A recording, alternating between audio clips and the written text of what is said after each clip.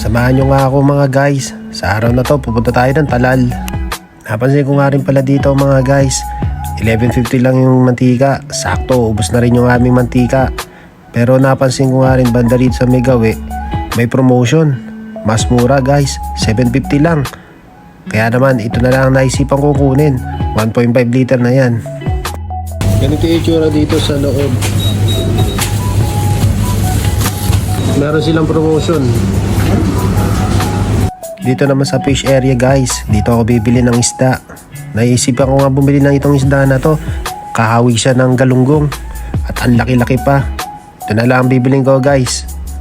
Plano ko nga pala dito mga guys, ipiprito ko na lang para mabilis ang luto lang. Sabi ko nga pala dyan, isda na lang ang ulam.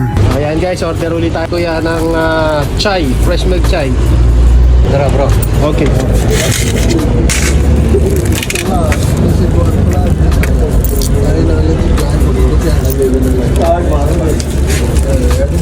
Dito naman guys, tumutok ako sa camera. Kinakausap ko nga kayo dyan eh. Kaso hindi naman kayo sumasagot. Charot! Fast forward na tayo mga guys. Nandito na pala ako sa hugasan. At ito nga pala, hinuhugasan ko na itong mga nabili nating isda. Pinahati ko na nga rin pala yan sa gitna para maging 4. Alalaki naman kasi.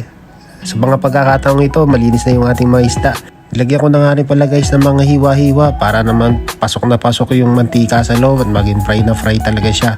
At dito nga, at nilalagyan ko na nga rin ng asin to guys para naman magkaroon ng lasa ang mga isda na yan. Fast forward na ulit tayo mga guys. Mainit na nga pala yung mantika.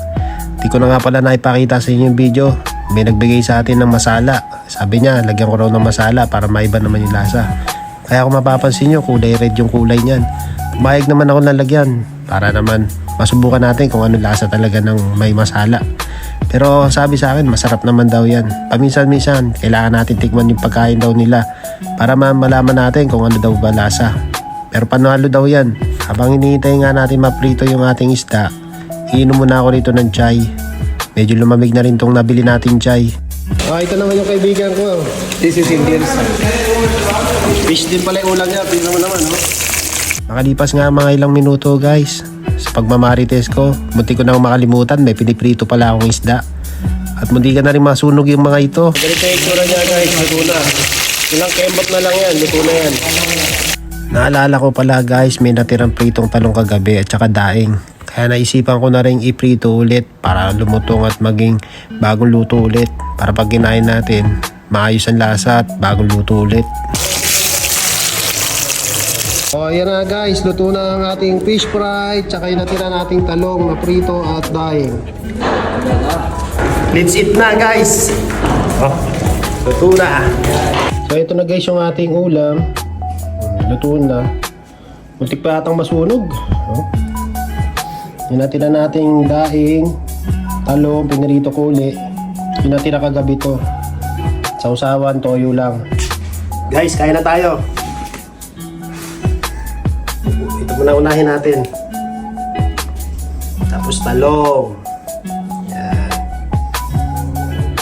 Sausaw natin sa toyo.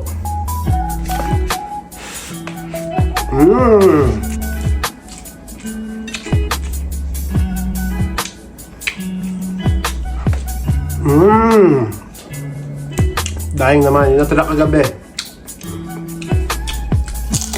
Lutong. So yun guys, tapos na ako kumain. So kailangan ko na maligo dahil may pasok pa ako. So hanggang dito na lang ang ating video. Thank you so much sa mga sumusuporta. At kung tinapos mo ang video na to, paki-comment naman. Salamat sa iyo guys. God bless.